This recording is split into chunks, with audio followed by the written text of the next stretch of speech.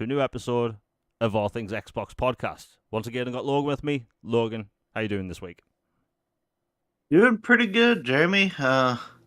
Unlike a lot of the timeline, my life has not been chaotic right now, so that's good. How about you? It's been good, outside of the melting hot weather, the drama online.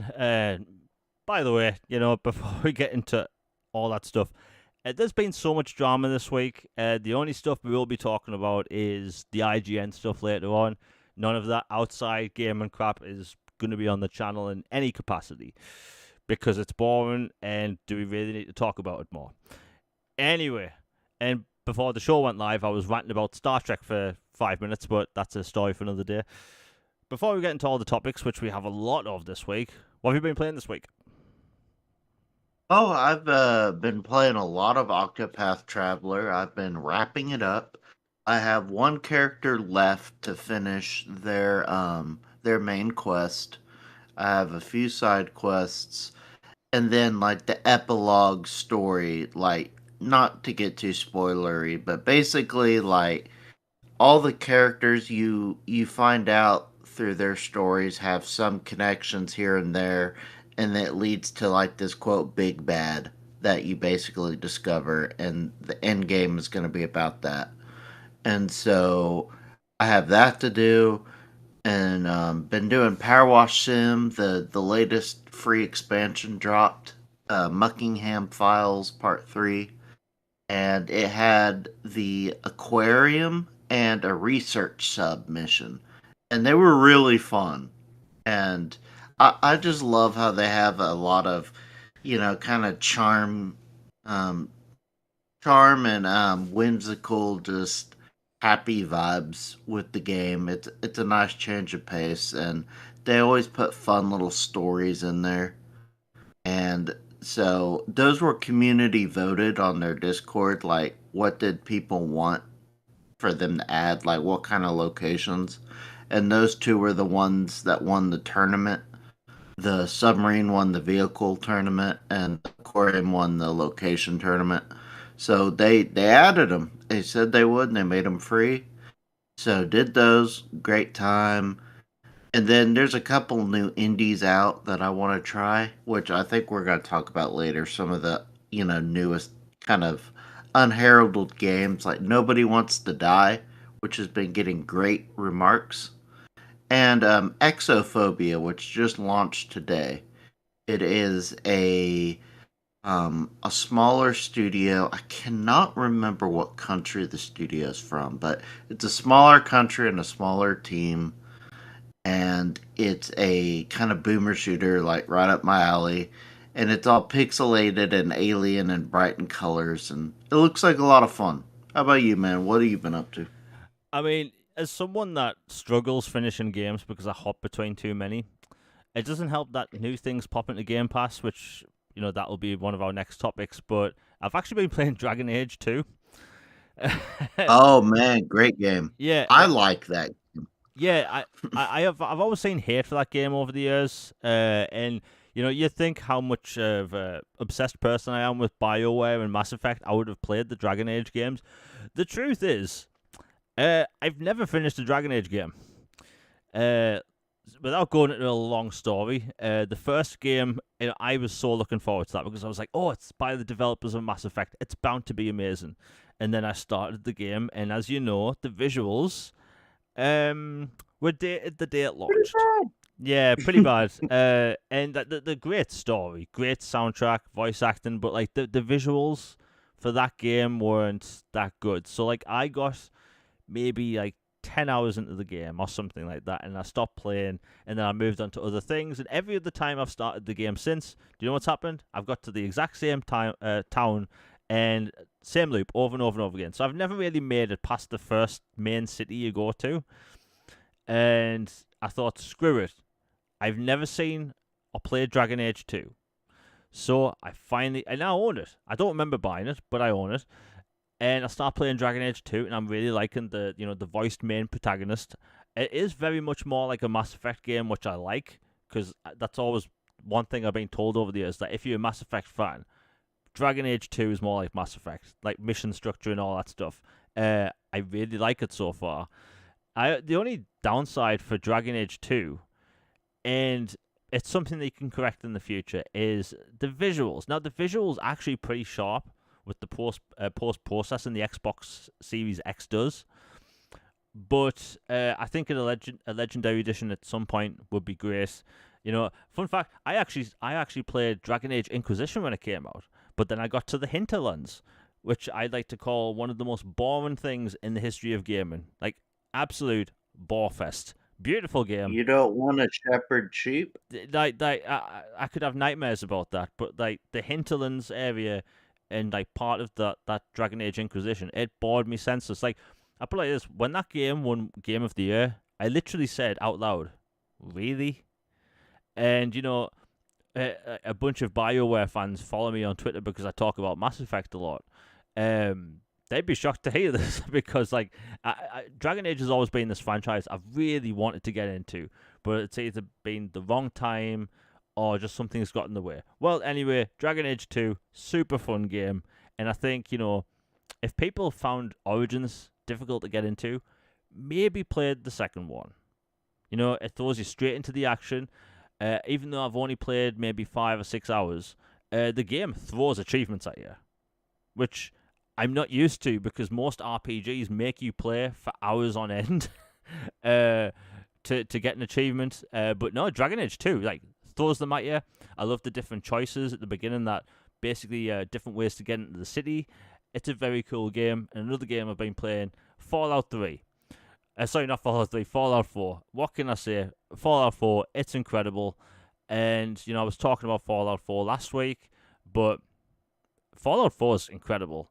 I know there's a large part of the Fallout fandom that just really do not like talking about Fallout 4 because of the different dialogue choices, the way that works. Well, I don't care. I love the game. I love the fact that I have this pretty open world to go around because even though Fallout 3 is one of my favorite games of all time, that wasteland. It's pretty ugly. Yeah, it's an ugly. It's a wasteland, you know. It's an ugly wasteland, and the whole thing is grey and green and yellow at the same time. It's not very pleasing on the eye, but in Fallout 4, you've got this beautiful open world where you've got these bright blues and oranges, and there's so much verticality because you've got these like highway roads that are all broken up, and there's like huge tall buildings you can go in. It's impressive. It really is. Even though it's a 9-year-old game, it kind of does show a little bit. But honestly, if a game is good, the graphics really don't matter.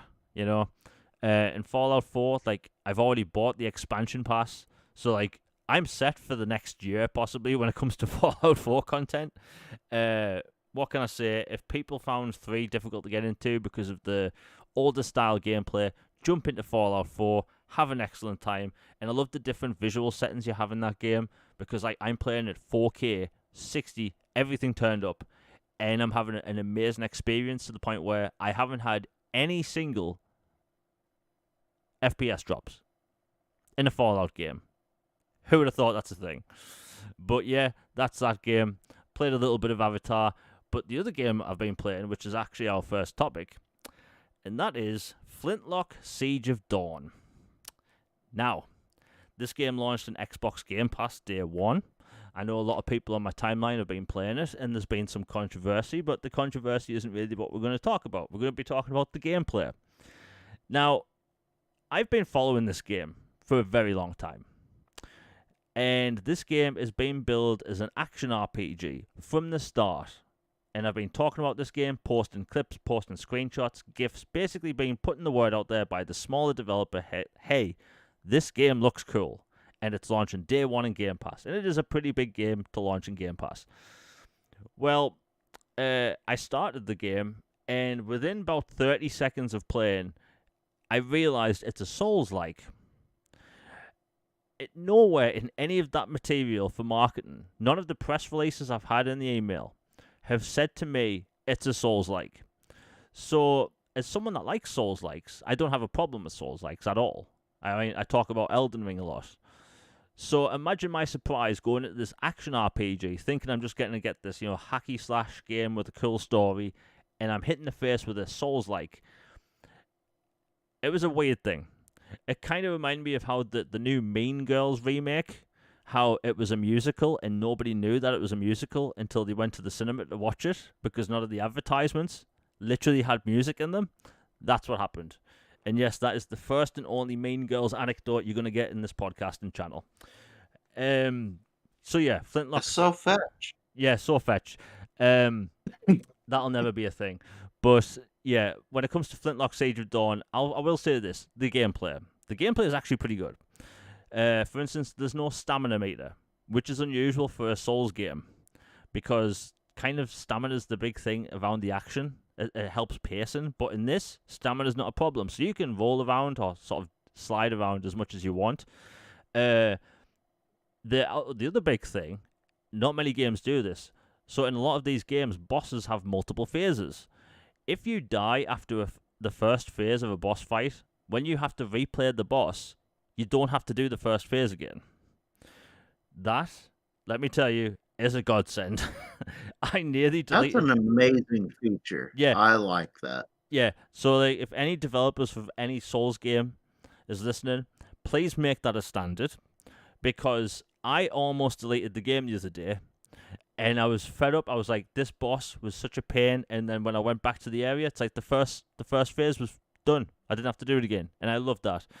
The other thing, which I don't like about gameplay, is that in Souls likes, much like Elden Ring and Dark Souls, these video games have iframes, invulnerability frames.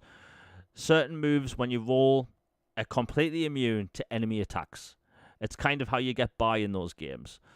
But in this game, since there's no proper block with a shield, you are constantly vulnerable no matter what you do.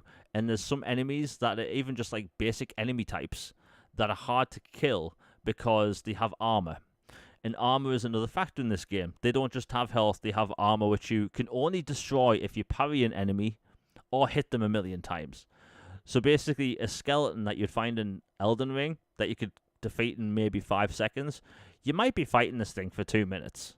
And that's a base enemy at the beginning of the game. So that's the problem with that game. And the thing is, everything I've just mentioned, it's stuff they can patch. It's absolutely stuff they can patch. Another thing, this game also has difficulty modes. I'm playing on normal, and the difficulty it's pretty difficult. Because the way blocking works. Like in Dark Souls and Elden Ring, I use a sword and shield. In Flintlock Siege of Dawn, there's no shields, so you're kind of out of luck. Before I continue, we have the first super chat of the day by Nick W. Thank you very much for the $1.99. He says, I recommend Dungeons of Hinterberg. You know what? I just downloaded that. It looks gorgeous. I hear it's a bit like Zelda, which I like. And honestly, the amount of games I've been playing this past week that have had just difficulty spikes, I could do with something a bit more chill. Because, I don't know, the thing is, when we were kids, like, games were harder, right? So as we've gotten older, yes, games are actually easier. And I think that's the problem with me, is that when I stopped playing multiplayer games and had a real challenge, and I start playing single player games, I think it's actually made me worse at video games. Because like difficulty spikes I've never liked, but now to the point where like if I hit a difficulty spike in the game, I might just quit. And that annoys the hell out of me because all games have them and it's kind of unavoidable. I'm like I said, I'm playing Dragon Age 2. I'm gonna hit that point at some point. So it is what it is. But yeah, thank you for the $1.99 XW. I will play Dungeons of Hinterberg this week. It looks good. Like, Logan, did you play any of those games yet? I have not played Flintlock yet. It is one that's on my radar, and I haven't played Hinterlands yet, but it's one I'm really excited to jump in. I just frankly haven't been in the mood for a Souls-like, so I'm probably just gonna put that one off for a while, and then get to the Elden Ring expansion, which I'm behind the power curve on that. I just haven't been in a mood for a Souls-like, but the Hinterland game or Hinterberg game in particular looks like something I want to jump in soon. Yeah. I mean, the Dungeons of Hinterberg game, it's a beautiful game, and if it is anything like Zelda, I'm in. But just the difficulty spike thing, I don't know what it is, because like one of my favorite games of all time, Final Fantasy X, that has some of the worst difficulty spikes in the history of gaming, and like I finished that game, so like I used to be fine with them, but now I just can't deal with them, like. And like some games, I choose to play it on like first-person shooters. I play it on hard because I like the challenge. Doom 2016, I played on Ultra Nightmare difficulty because I felt that was the first like difficulty level that had some challenge. But for like Souls likes and action RPGs, I just want to be left to it, right? You're like Persona. I'm playing Persona 3 Reload still on normal, and you know what? I think it's fair. But if I have a problem with it, I'm going to put it on easy. I don't care. Like, some people have this really negative thing towards easy modes, and, like, it's rare for me to play a game on easy mode. But, like, something like that, yeah, why not? But, like, difficulty spikes, I just can't, I can't stand. But, yeah, it is what it is. Flintlock Siege of Dawn, everything I mentioned, they can fix in a patch. It really isn't anything big. And, you know, there's so much potential there. I love the level design, the traversal with the environment, and there's so much verticality, which I really like. And, yeah. You know, back in the early 2000s, back to difficulty, like I played the Lord of the Rings games, which weren't easy. I played Final Fantasy games, which weren't easy. Like, Logan, can you remember that Tomb Raider game, Angel of Darkness? Yeah, games back then were just like psychotically difficult and just like masochist for no reason whatsoever. Yeah, like games back then were difficult, and like sometimes some games didn't have tutorials. They just like threw you in the deep end and say, "Have at it." Figure it out. Yeah, figure it out. But like I think now gamers have just been spoiled with tutorials and I don't know, just discoverability of how like gameplay systems work. Again, it's a me problem. I've also been playing some Modern Warfare 3, which we'll be talking about in a bit, because I won a match of Warzone Resurgence. It was a squads match, and it was just me and one other friend. Again, it was a beautiful moment, and I'll take that to my grave. It was amazing. Like, getting a win in a multiplayer mode like that when you haven't played multiplayer since 2011, pretty good, not gonna lie. Anyway, we'll move on. We've got a bunch of topics, and the first one we're gonna go over is Assassin's Creed Shadows. Now, this game hasn't had any controversy whatsoever. uh, yeah, Yeah. you know what? Like, people have been all dramatic about that game, and I will say this: like, Assassin's Creed is one of my favorite franchises. You may hear me talk about it all the time. Like, it was a heavily like Xbox 360 game when that launched. Like, that was one of those games you had a 360 for, and like showed off your console because you showed people like the open world and the crowds. Like, it was one of those like wow moments for me. And like I've always been a fan of Assassin's Creed. There's been some games that have been amazing. There's been some games that have been kind of dull, you know? I think Assassin's Creed 2 was leagues above the first game, to the point where you'd think there were different generations. The amount of different gameplay systems, the people walking in the environments themselves had so much more detail at a high resolution, and that was on a 360. You know, Assassin's Creed Brotherhood continued that. Bigger area, more characters on screen, more gameplay mechanics, and it actually felt like a big jump. And you know, when they went to the whole action RPG route, I think the gameplay has been kind of bog standard action RPG. You know, not bad. Not saying it's bad, but I think they've just been, you know, it's good. You know, Assassin's Creed Origins, great story, great open world. But do you know 90% of the map from Assassin's Creed Origins doesn't take place in any of the main like quests? So like you can play that game 100% of the content and not see most of the map. It's crazy. Like, why would you make a game that big? Assassin's Creed Odyssey, you have a literal continent of space, you know. But again, the action was super cool. It was a beautiful open world, and what they were doing on Xbox One and One X at the time was actually super impressive. But that's when they changed things.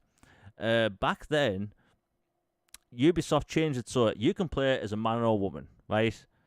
But each character played the same. There wasn't any difference whatsoever, just on how the character looked and sounded.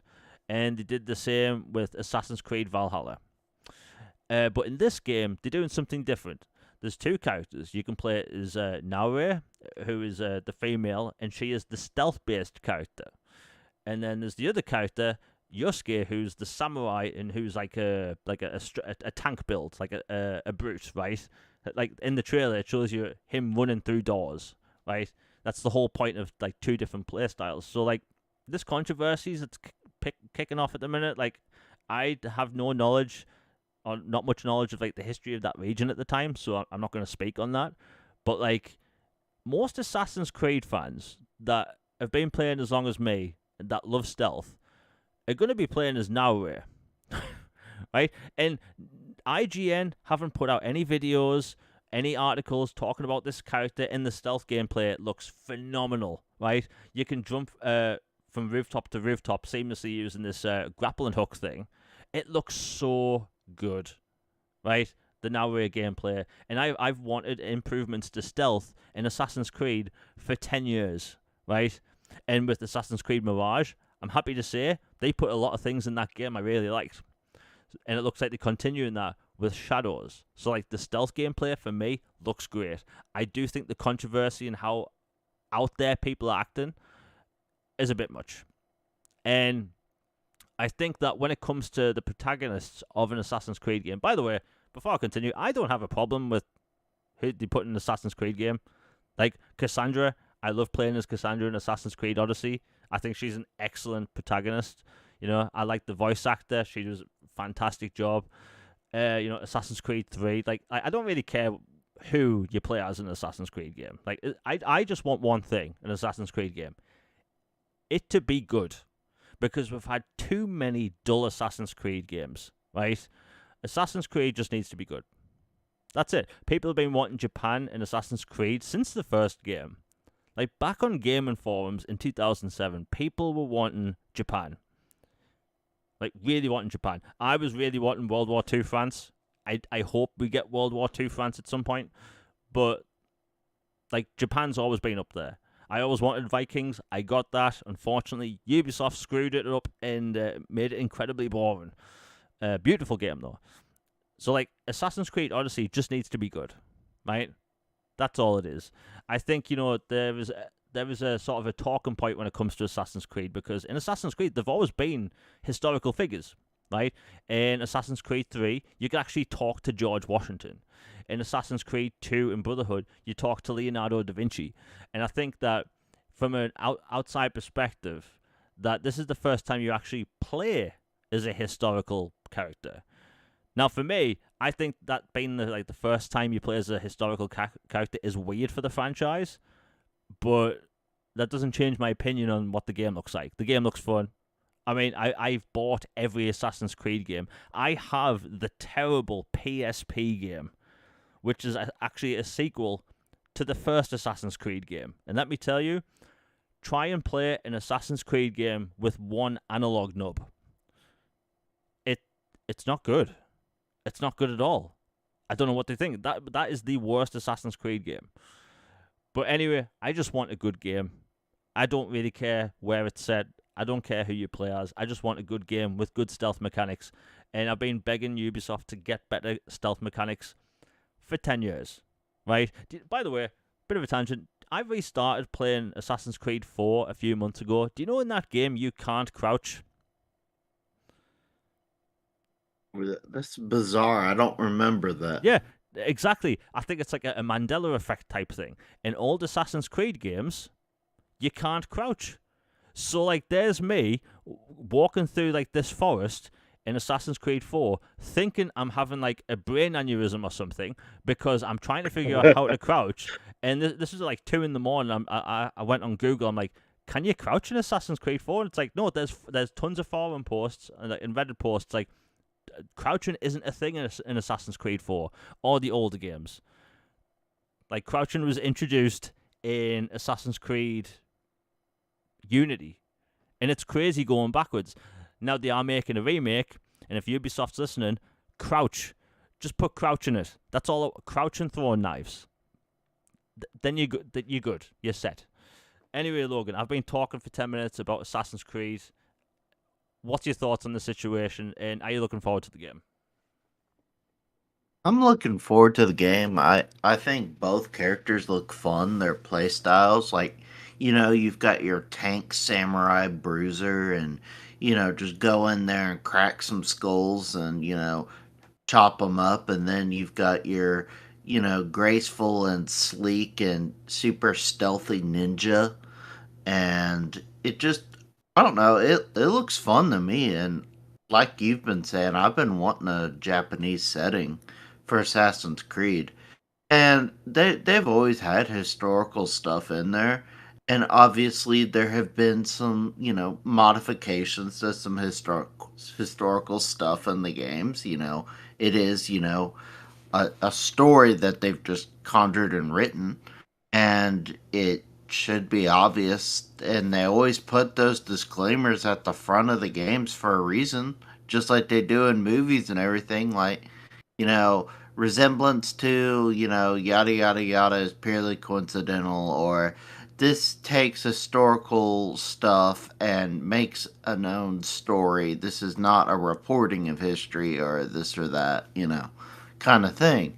So I just really feel like it's been mainly grifters that have been mad about it. Yep. Like, I can understand, from a certain point of view, some people like feeling like, hey, we finally get a a Japanese set Assassin's Creed, and this is maybe what we were hoping they would do, and they're not doing that, they're doing something else.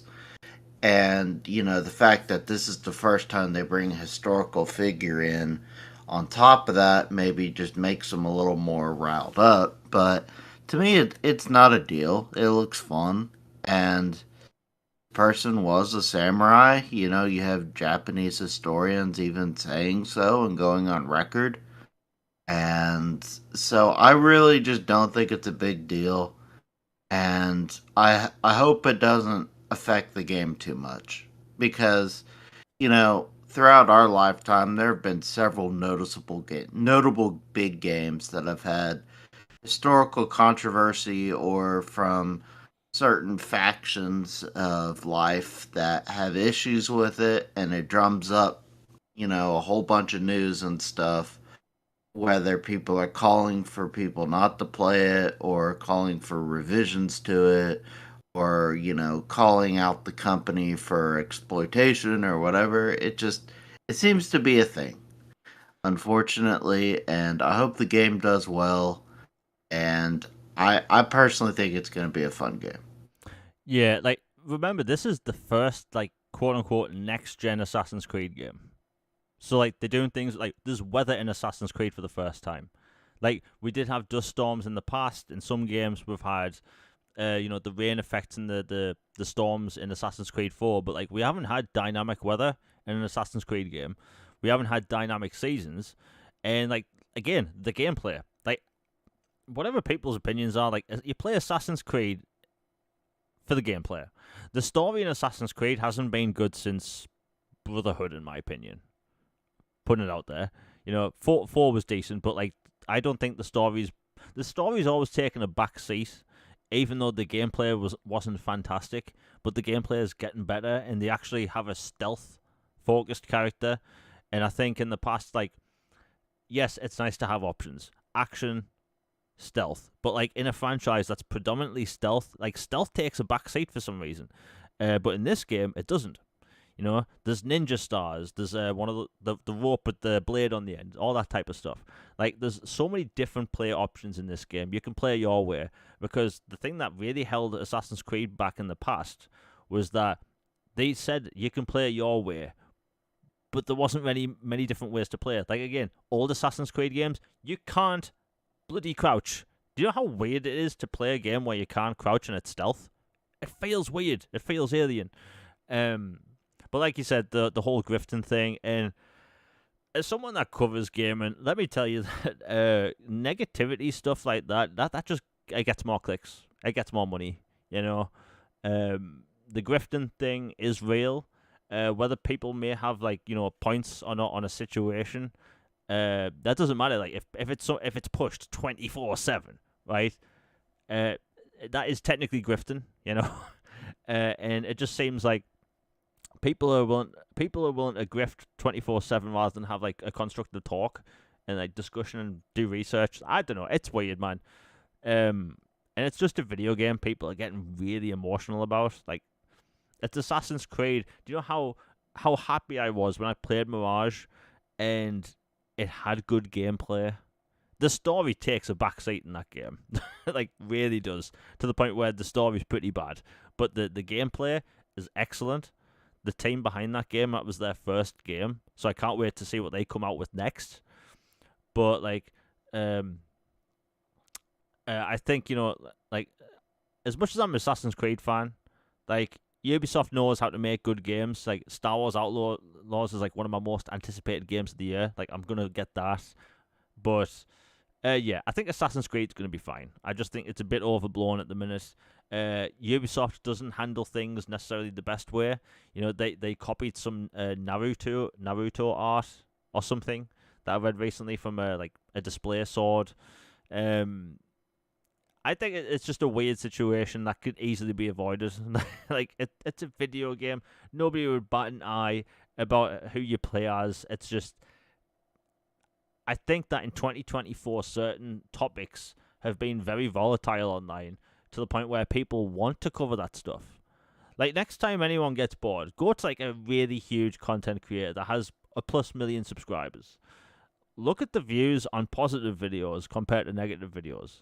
And I'm not saying they do it on purpose, but it is what it is. Negativity just gets more clicks. People get interested. People like a bit drama. People want to know what's being said, which leads to more money, especially in the game and entertainment space. But, I mean, hopefully things get better. But again, the game looks fantastic, and that launches, November. And it's also going to have expansions, so who knows what they'll do there. I'm sure Ubisoft will make a good game. Anyway, we'll move on.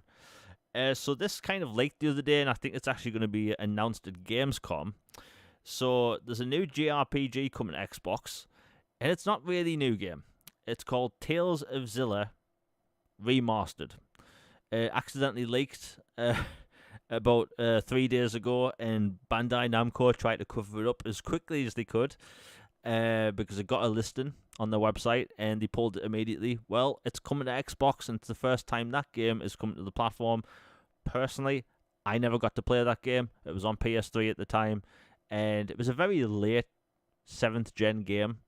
But I'll be there. It looks interesting. Logan, I know you've probably pretty much just found out about this maybe. What's your thought on another Tales remaster coming to Xbox? Hey, I'm all for more JRPGs coming to Xbox. Tales is a franchise I've personally not dived into.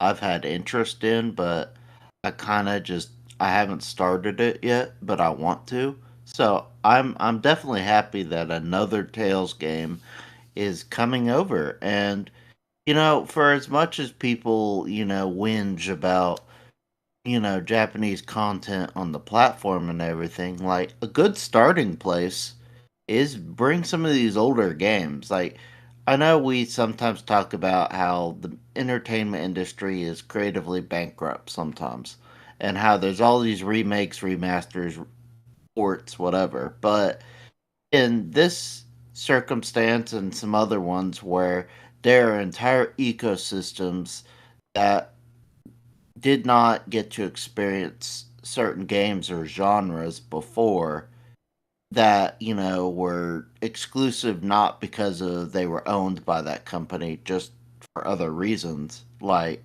I'm totally cool with more ports and remasters and remakes of stuff like that coming to Xbox and people getting a chance to do it. So very good news. Yeah, the more people can experience these games, the better. And like, I checked out some of the older trailers. It looks really cool. Like, I love JRPGs. Unfortunately, I don't have enough free time to play as many as I wanted. But again, it looks fantastic. And the fact that these games are coming to Xbox, like every time I make a post about Final Fantasy, and maybe I use every podcast as an excuse to rant about Square Enix. Who knows? Maybe that's why. But like every time I post about Final Fantasy coming to Xbox, or the possibility, or people wanting the franchise to come to Xbox, I always get people really angry at me. Like I've almost insulted their family and or entire family line, you know. Like It's treason. I betrayed them, and it's like I just want people to play these games on their preferred platform. And I always get told, but Jamie, people don't buy these games on Xbox. And it's like, okay, let's say hypothetically that is true. Why the hell would these other companies bring the games to the platform? Because a lot of these games aren't launching in Game Pass, so it can't be a Game Pass check situation. You know? Like a Dragon Infinite Wealth, not in Game Pass. Dragon's Dogma 2, not in Game Pass. Metaphor ReFantazio, not launching in Game Pass. You know, Visions of Mana, not launching in Game Pass. So, like, I don't know when's it going to end. When's the whole narrative going to end that, you know, nobody buys JRPGs on Xbox? It has to end at some point. Because the gatekeeping is, one, it's annoying. Like, let me post about Final Fantasy without flipping your lids, you know? It's annoying, you know? And I think, like obviously, the like, Xbox as a fan base has the least amount of people buying these Japanese games. That goes without saying. You know, it's the smaller fan base or console user base out there, so obviously there's going to be less people buying these games. And if people are used to buying games of a certain, you know, franchise on one platform, they're going to continue to buy those games there. So, like, when, let's say Final Fantasy 17, and that's fully multi-platform, it's probably going to sell the most on PlayStation, because that's where the past several have been. Maybe it'll be Switch next time, but like the Xbox fan base has to grow and get used to these games. Xbox fans have to get used to a brand new, you know, mainline Final Fantasy title launching on the platform and actually being marketed, because there's people today that still don't know that Final Fantasy 15 is on Xbox. Because Square Enix, they don't market it as a multi-platform title. It couldn't have been marketed much as a multi-platform title when it came out, and it's tiring, you know? There are JRPG fans on Xbox, and it's going to stay that way. There's more coming. 2025, by the way, looks fantastic for JRPGs. Like, there's a nice variety coming. Hell, I just remembered, you know, Dragon Quest 3 HD 2D, that's a mouthful. That's coming to Xbox this year, and it looks amazing. And by the way, that 2.5D game has voice acting. I just found out about that. Like, I love the idea of that, but yeah, just the state of Japanese games on Xbox at the minute really annoys the hell out of me. It's this weird gatekeeping mentality. I just don't understand it. Like, where did this come from? Because, like, it's mainly Final Fantasy this happens with. Like, I don't see Persona fans on Twitter getting angry. I don't see Yakuza fans getting angry, but and hell, I never saw anyone angry about these Tales leaks. So, like, it's just something specifically about Final Fantasy on PlayStation that people get triggered about. And I don't know why. Because Final Fantasy started off as a Nintendo, you know, franchise, basically. So, I don't understand. Like, Logan, have you got any clue why it's just Final Fantasy that makes these people lose the marbles? Well, it's probably because, if I had to guess, it's probably because it was long just associated with the platform for, Cloud Strife, Tifa Lockhart, Aerith, you've got, Squall, you've got all the Titus, all these iconic characters and stories and everything from the PS1 and PS2 era. And that they were on PlayStation mainly because, Sony made some deals and did some stuff to get it to where they were predominantly associated with that brand. And they had been before that time, on Nintendo, Super Nintendo. Like most of the Pixel remaster games, that's from that era.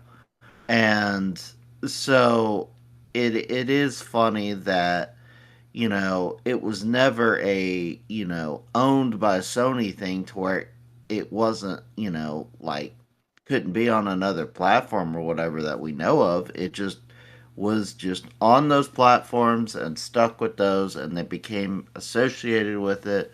And so when other people got access to it, they got real triggered about it. And I mean, it would be like, if there were some third party games that had been on Xbox for a long time. Like, say, in a different timeline, Xbox had never bought the Gears franchise, but Gears had, just been on Xbox for a long time, and then went to a PlayStation or Nintendo or whatever, and it would be like, "Whoa, this is weird. This is we've always only played it on this, but it was technically not owned by them. It was just, it is what it is. But obviously, Gears is owned by Xbox as of, a decade plus ago.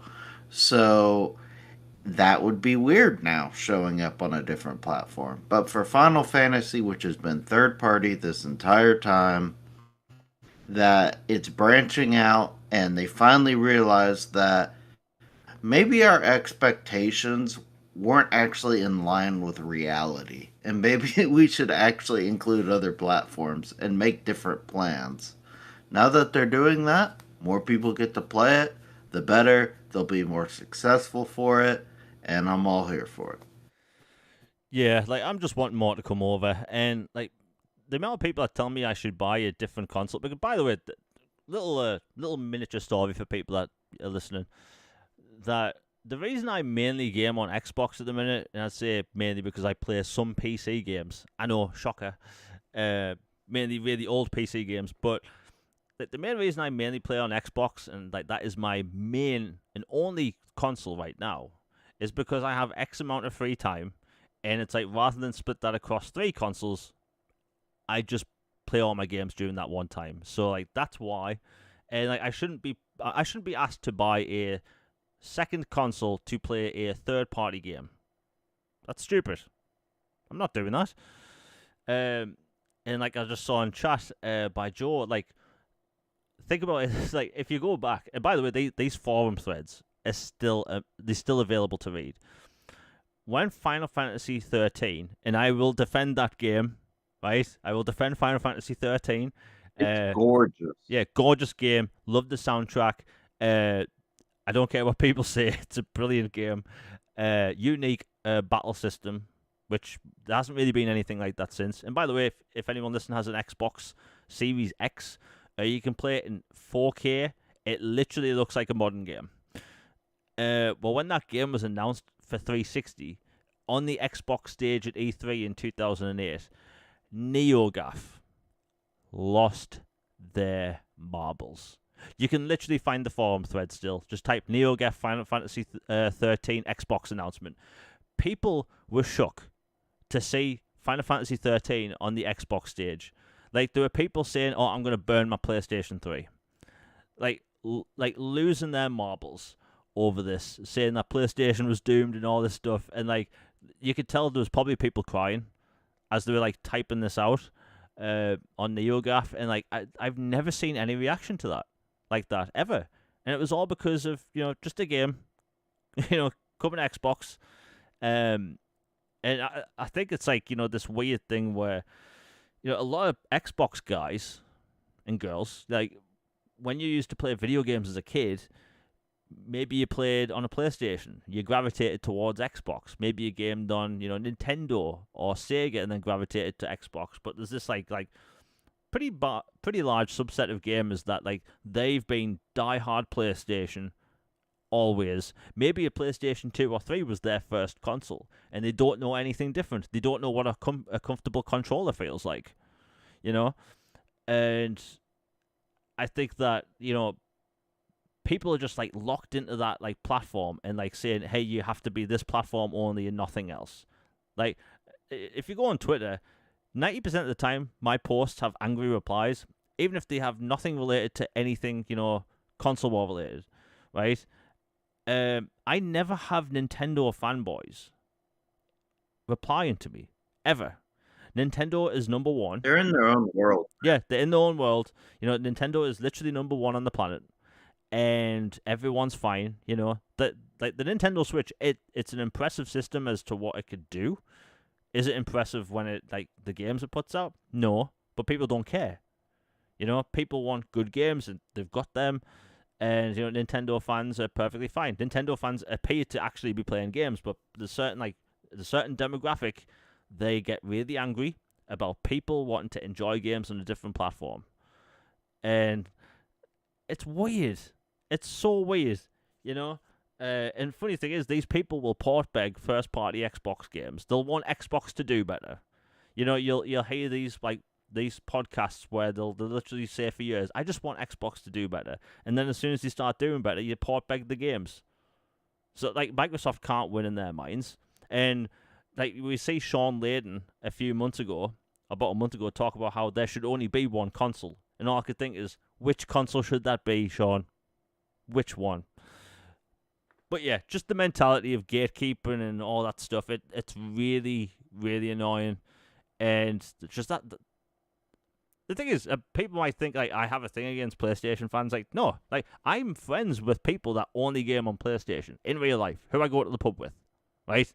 So it's like I don't have a fan with them. It's the toxic fanboys that just don't want you to enjoy things on your platform. It's annoying, and it's been going on for years. Anyway, we'll move on. Enough of that stuff. Oh, bloody hell, we still have a lot of topics to go over. First up, please, if you're enjoying the channel, it really helps if you like, share, and subscribe. I hate asking people to like stuff because the show hasn't ended yet. You don't know if you're going to like it, but it really helps the algorithm. Commenting is always useful. We have a good community over here on the channel. And also, if you want to support the channel with super chats, all that crap, it's really appreciated and does help the channel out for future stuff. Anyway, we'll continue. So Hogwarts Legacy Director's Cut. It looks like it's going to be a thing, and it kind of leaks. And I have to say, I'm excited. I grew up on Harry Potter, and it's a magical series. The films were amazing, the books were incredible, and like the game was amazing. Like what they did was incredible. Like they made wand combat work. Like I don't know how they got it that work, and like who thought of like how the combat should work with wands, and it worked. And it's so good. The open world is beautiful. Like, is it a perfect game? No. There's things that change, which things might change for a sequel or upcoming DLC. But like the game's magical, and if you're a fan of the Harry Potter series, it hits every mark. You want that game in general. And for fans of gaming that don't really like Harry Potter, I'd say it's like a really good game to get into because they explain everything from a new person's perspective that is learning about the magic universe, and like I recommend it to people. It looks like a bunch of people that were working on Suicide Squad Kill the Justice League have now moved on to helping with the Hogwarts Legacy Director's Cut. We don't know what that's going to entail, but it looks like we're going to see that either this year or early next year. Logan, did you pick that up yet? Because I know you were thinking about it. I hadn't yet. I had been waiting for it to hit a sweet spot on sale, but a director's cut sounds like that'd be something for someone like me who hadn't jumped in fully yet. And I wonder if that will include be like a bundle or something that would include the Quidditch game as well or not.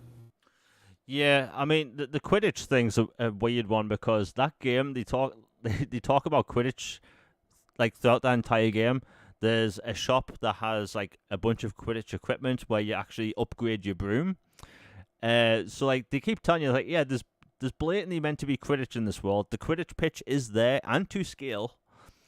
So it's like they clearly were going to have Quidditch in the game. People suspect that it was originally pulled so they can sell it off as a separate game. Now, is Warner Brothers that evil they would do that? Yes.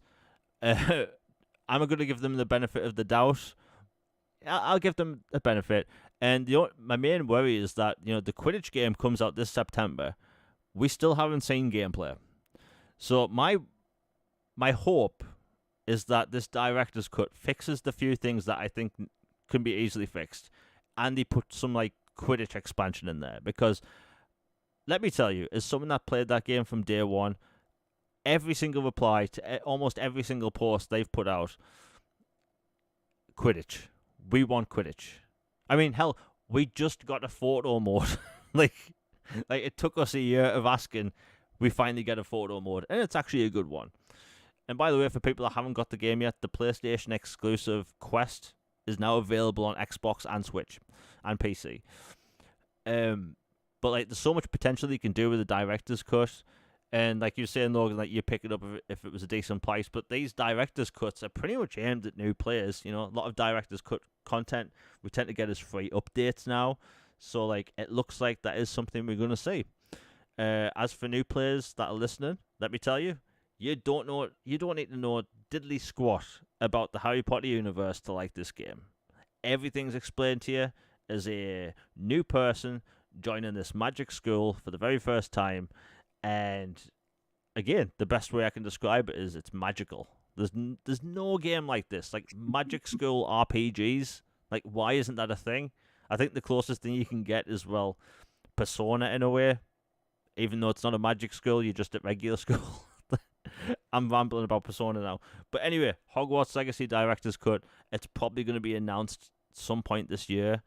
It will be interesting to see what happens with that, because people have been wanting, like, if you have the best-selling game of any given year, and that is a single-player game without any microtransactions, wouldn't you think that Warner Brothers games would be smart enough to put out expansions?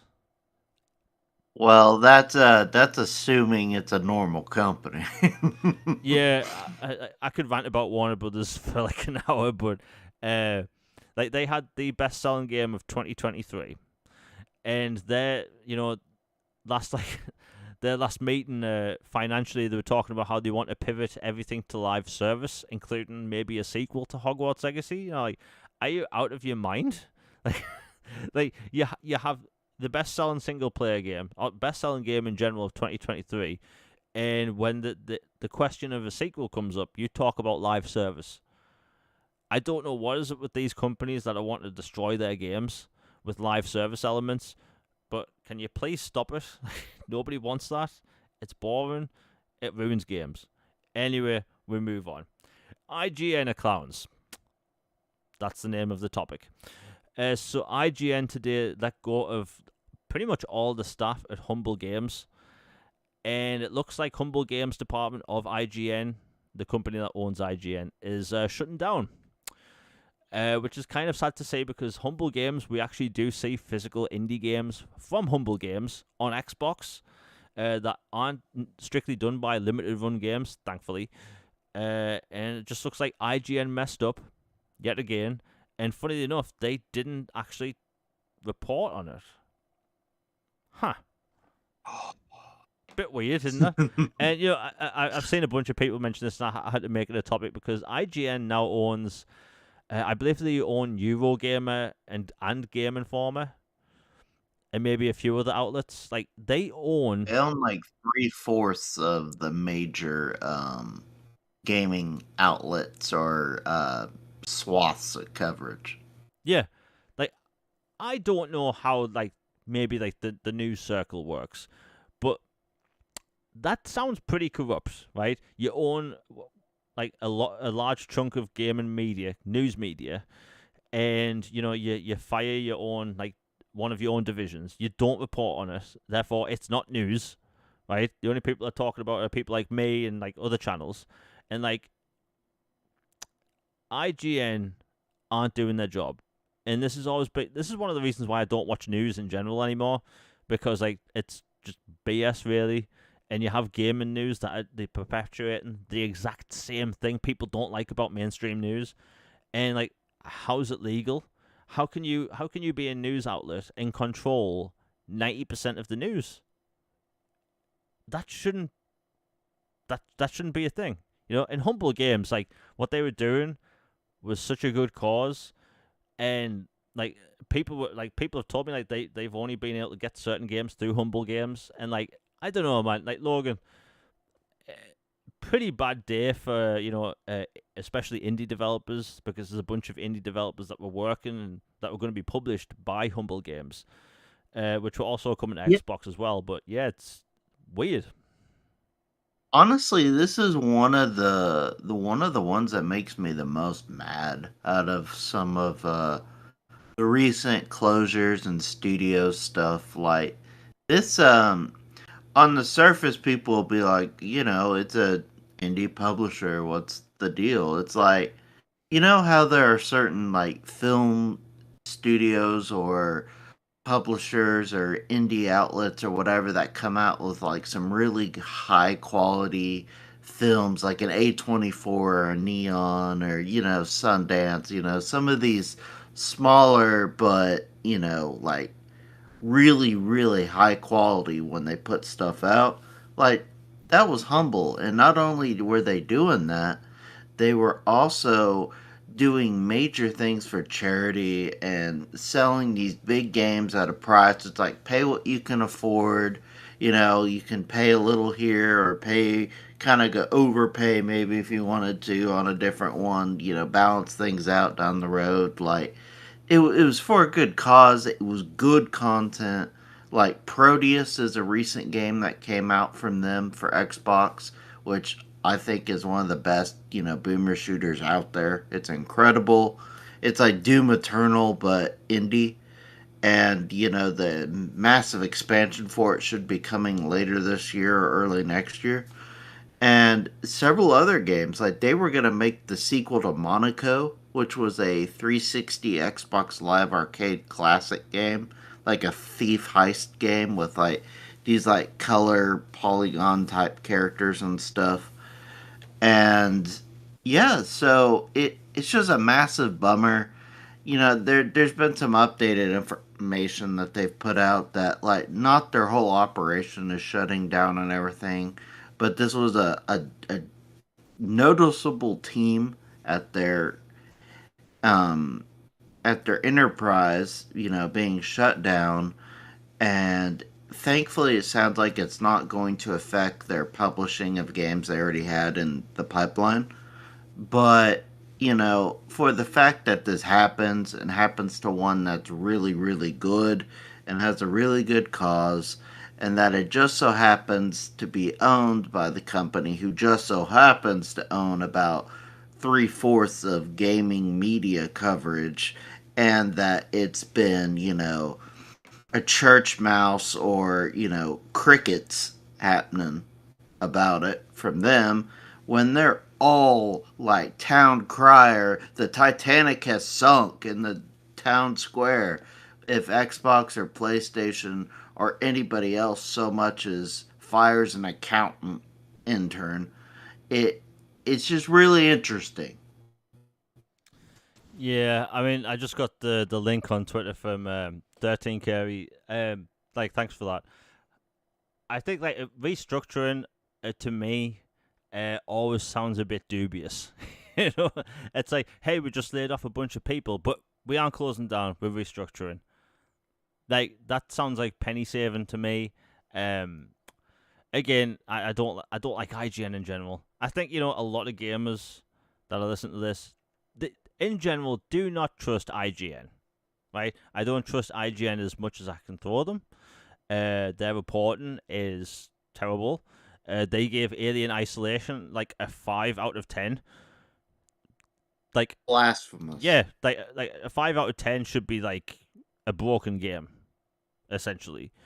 Um, the way modern games are scored anyway.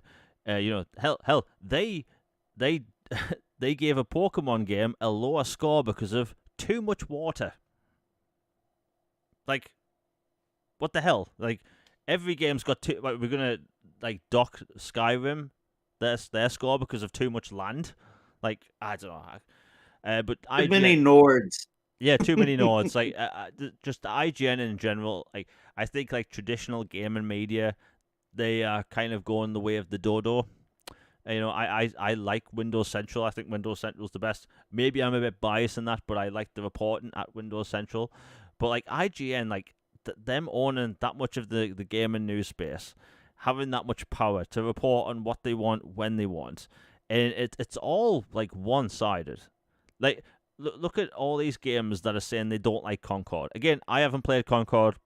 I can't really speak on Concord other than the fact that who was asking for a new hero shooter?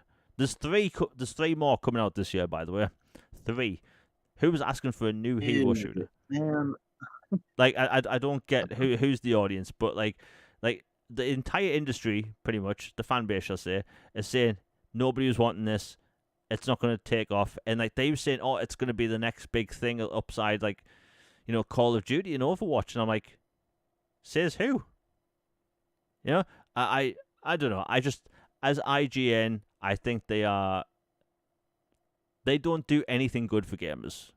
Maybe that's a bit harsh, but I think like they come across as like really corrupt. Like certain games are announced on the Xbox stage last year, and they forget to list them in upcoming games.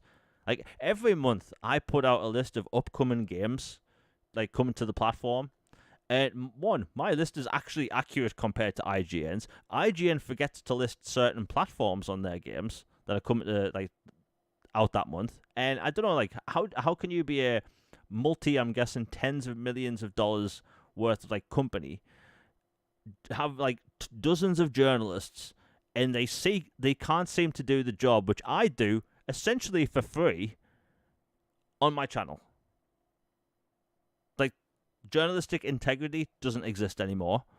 It's all shady. I don't like it. I don't like them. There's the occasional person over there that I think are alright, but outside of that, I think IGN, they can't be trusted at all in any capacity. Anyway, we'll move on. I've been rambling.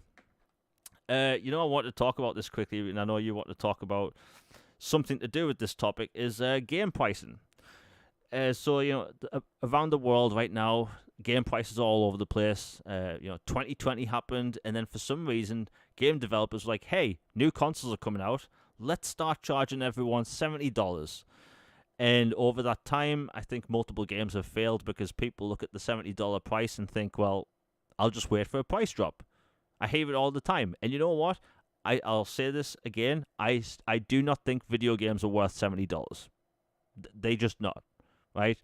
Have I bought $70 games or £70 games? Yes, because I talk about games on the channel. If you don't review games, talk about games on a channel or podcast or whatever, maybe you write a blog, there's no reason to buy video games day one at all. You can save your money, get games cheaper, because in this climate where, hell, butter costs £7 like across the street, like at the local paper shop. I'm using terms Americans won't understand. Just forgive me. But like butter costs expensive, and people want to like charge $70 for a video game. It's crazy. Anyway, I've noticed that over the past month or so, there's certain developers, they putting out games like really cheap. So Beyond Good and Evil Remaster, which has remade assets, by the way, it launched at I think it's $15.99 in the UK. Star Wars Bounty Hunter, which comes out to Xbox next month, it's going to be $17.99. It has modern controls, new graphics. It looks like it's going to be a fantastic game. And another game came out last week, and it's Unreal Engine 5. It's a first-person detective noir cyberpunk game called Nobody Wants to Die. And it's one of the best-looking games I've ever seen in my entire life. I haven't gotten to play it yet. I have bought it, but I haven't played it yet. But like from what I've seen online, it's one of the best-looking games ever made. Brilliant voice acting, interesting story, some set pieces, and it's £22. Like, so like I've been talking about for years how like developers should try and scale the pricing of games. Not everything needs to be $70. Maybe it's a shorter game and it costs less. I think developers should do that, and it looks like some developers are starting to do that. And Logan, I know you want to talk about Nobody Wants to Die, because from what they've done as such a small team with that game is mind blowing. Yeah, whenever your indie game, the visuals, the story, the scale, everything is that pristine and that well done, and you get the attention of award-winning game creators and masterminds like Sam Lake and others singing your praises, you've done something pretty special. And I'm 100% going to pick this up. It's on sale right now for 10% off if you get it within the next day or two. For those who care, I know 10% isn't a ton, but it's something. Um, that game looks awesome. I can't wait to dive in. Like, I thought it was almost like a film at first. Like, the visual fidelity is like Coalition and Ninja Theory level. And I'm not even really familiar with this studio, so it's kind of like, oh, all right, they're cooking with fire here. And it looks awesome. The combat it looks really cool. It's a shorter narrative, so it doesn't outstay its welcome, and which is another great thing. It's like a focused narrative. Like you really go gung ho on it with characters and visuals, combat, everything in a shorter, condensed thing, and it doesn't, feel bloated or just like, oh my gosh, will this thing end? I am tired of doing this, or that. And it's like, wow, what a masterpiece. This was incredible. I just sat through and experienced this, and I want another one. Like, I'd much rather have that experience. And the price is great. And another I had mentioned it earlier, that Exophobia game that's a kind of a boomer shooter with like a minimalistic color palette. Like they only use a few colors. And it's a boomer shooter alien type game. It's only retailing for 15. And like I think there's something to be said for trying to diversify the the wallet um, system, because not everything should be, the same price as everything else. Like there are variances of things, and for some major accounts, like there's a very prominent tech enthusiast, we'll put it that way. I was saying that anybody who doesn't think a game is isn't worth $70 or whatever, just isn't really a gamer, or is a casual, or only plays a little bit every once in a while. That was one of the worst takes I've seen in years on gaming. That was ridiculous. Yeah, that is a bad take. I mean, like, really think about it like this. Like, there's people in the game industry right now that are trying to push the whole like, hey, we should spend more on video games, like pushing for the price to go up from $70 to $80. And like these, I swear, these people don't actually live in the real world. Like, people aren't being paid a significant amount more than they were 4 years ago. They're just not. Like, unless they've had raises, they're making the exact same amount of money. In a climate that's, let's be honest, worldwide it's terrible at the minute. And like, video games, we're being told all the time, hey, wouldn't it be cool if you could buy this game, let's say, for $80 and it wouldn't have microtransactions? Do you really tell me that just because you're going to increase the price of a game, you're not going to put microtransactions in it? Bull crap. That's not going to happen. We're always going to see microtransactions in games. Do you think if Grand Theft Auto cost $200 a copy, they wouldn't put shark cards out there? like, like the companies will want to. They're not going to say, "Hey, we've made enough money. We've made enough money. We don't need any more." No, they're going to continue to sell microtransactions. Video games should not be $70 or £70. Like in the UK, a new game, new AAA release is £70. That's $89, right? £70, $89. And it's ridiculous, and the prices are going to go up again. Some companies are already experimenting with raising the price of games.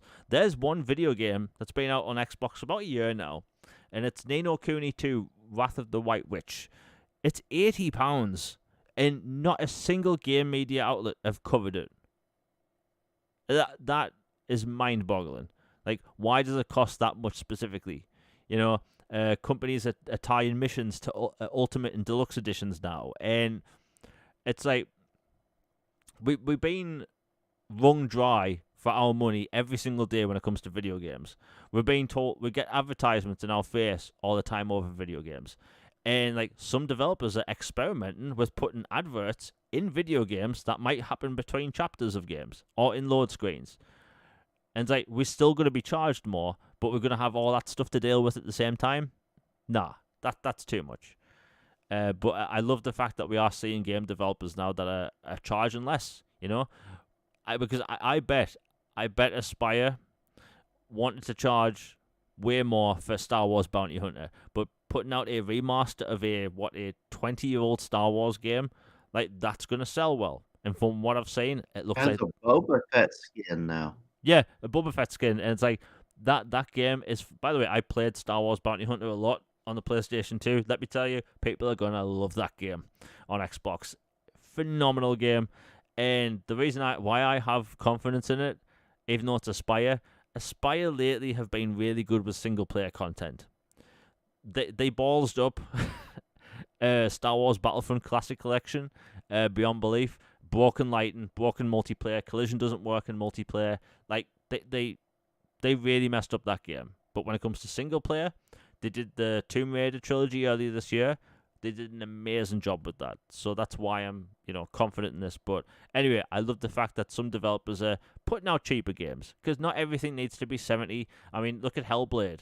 Hellblade, I think was $39.99 in the UK. I think that's a fair price. We're going to see, more games released throughout the year that are at different prices. It is what it is. I just like the fact that some developers are trying something different because in this climate, like we can only have so many games cost $70 that are going to sell. That's just a fact. Anyway, we'll move on. Did I? Oh, No, is it alright if I add one yeah. one thought to that? It crossed my mind since we were talking about the price thing, and there's the Xbox Ultimate sale going on right now, and all these older Call of Duties are on sale and stuff. Like, I would love it if a Jez or a big time journalist or somebody out there would write a story or um ask Activision or Xbox about the pricing of the older Call of Duty games. Like not the 360 ones, but like Ghosts and Modern Warfare or Advanced Warfare and stuff like that. Those games, the idea of charging $100 for like certain editions of those games still when they were games that were simultaneously released on the 360 and PS3 and Wii U and the Xbox One and PS4 and whatever, and still on sale on an ultimate sale, it's still 40 or $50 for some of those.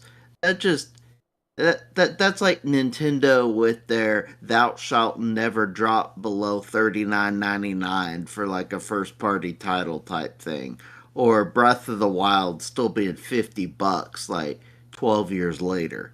It I don't understand it, and I think it honestly it just sucks, frankly, and it seems egregious pricing, and I love those games. I have the COD library.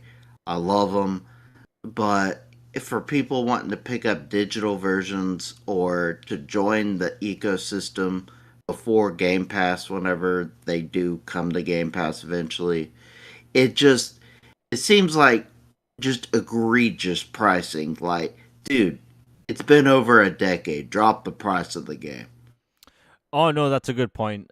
So Call of Duty Ghosts on Xbox One is still $54.99 if you want to buy it, and it's on sale at the minute for £18.14. The problem with that is, this is mainly Activision games. They do this weird upsell technique. So at the minute you have Call of Duty Ghosts Gold Edition. That's the base copy you can buy, or you can buy Call of Duty Ghosts Digital Hardened Edition for $89.99. Like, it's 11 years old. like, like, uh, like you said, like Zelda games, they barely drop in price. That's a thing with Nintendo games, unfortunately. But you're right, Call of Duty, those titles barely drop in price. And if they do, they remove the base version of the game and have like the second tier game. So they still can charge almost full price for it. It is a weird pricing tactic. Um, in the UK, I don't know what's like in the US, but I'll put it as Diablo 3, up until a few years ago, was more than the physical version digitally. I think it was like £65 for Diablo 3 Reaper of Souls edition. So like whatever Activision's doing with their pricing of like older games, it's terrible. They really need to fix that. Call of Duty Black Ops, the first one, should not be £20 full price. It shouldn't be. It These developers and publishers, they need to do a better job of pricing, because honestly, how do you have a game out for a decade or even longer and barely change its price? It's sickening. Thankfully, some developers don't do this. So I just checked the price of Star Wars Jedi Fallen Order. It's $44.99. That launched at $59.99. So it has dropped in price and it's on sale at the minute. So like some developers and publishers are changing the prices over time, but if you're Activision or Nintendo, basically you're keeping things as they are, unfortunately. But yeah, it is what it is. Again, it's something these companies need to change. And you're right, Logan. Like nobody's really reported on this stuff. Like we haven't seen any articles about the pricing structure of old Activision games. Activision's one of the worst offenders when it comes to this. So like, there's something going on with the pricing of these games, and they need to change that. While we talk. Like another one is you remember the game Time Shift, Oh yeah, which is yep. it's it's a Sierra game, but Activision owns it, so now it's an Xbox IP. A really cool 360 game. It is $30 digitally on Xbox. And like almost every other 360 game you would want, or OG Xbox game is like 20 or less. But that's another one that's been marked up, and I guess you just call it the Activision effect. But I really wish someone could get them on record or comment or try to make a change. If somebody happens to work there and is listening, please, like, it. It's a small ask. It's been 15 years, buddy. Come on, can we get a little bit of a price drop on those?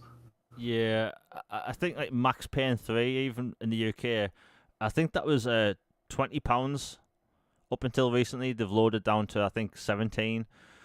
Uh, these old games shouldn't, like, on Steam you can get some of these games like for like sometimes pennies. It's weird, but we'll be talking about some sale stuff later on the show. Anyway, we'll move on. But yeah, Call of Duty, probably the worst offender. And speaking of Call of Duty, the worst offender, Call of Duty Modern Warfare 3 is coming to Xbox Game Pass tomorrow, which is fantastic news. I've been playing it since launch-ish.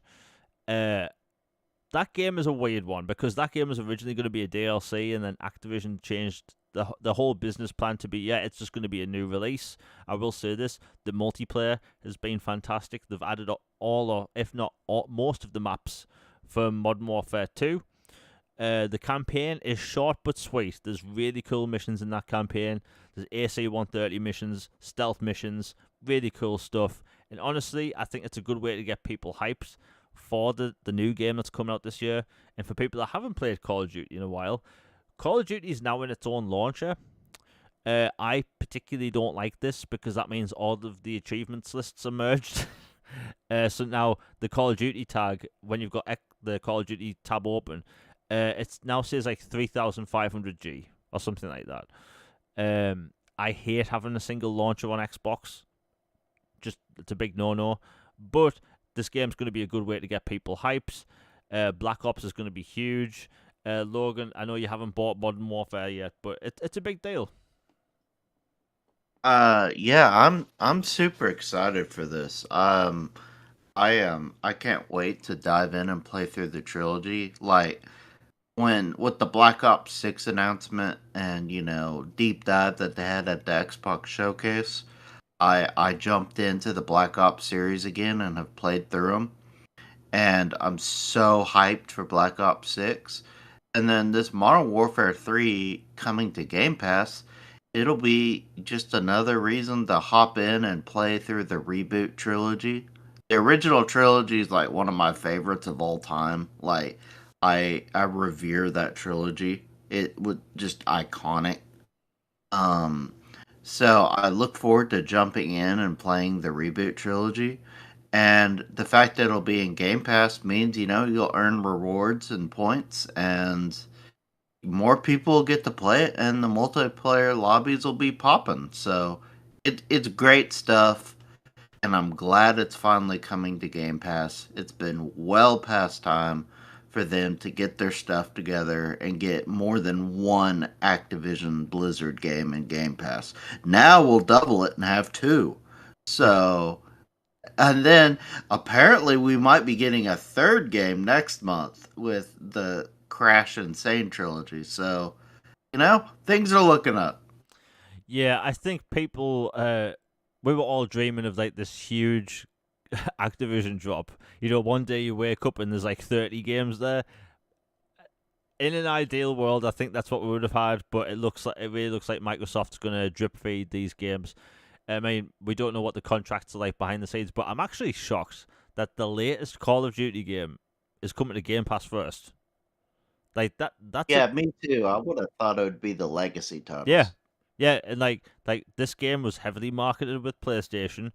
They still marketing this game on PlayStation, so whatever happened behind the scenes, I don't care. It will be interesting because this game still sells a ridiculous amount of copies. Like people will hate on this game because of the short campaign, but the amount of people that play that multiplayer, the amount of people that are playing Warzone Resurgence. By the way, Warzone Resurgence is just so good. But yeah, like this is probably going to get a lot of people into Game Pass because like you can either buy it full price and it is still a full price game, or you're going to be able to play it in Game Pass. And if you have Game Pass, you get the Black Ops character Frank Woods. That skin is completely free. If you have Awesome. Game Pass and you fire up Modern Warfare 3 or Black Ops 6 when that game comes out, and it's completely free. There's different variants. There's a zombie version. There's a version for Warzone or something. There's three different ones.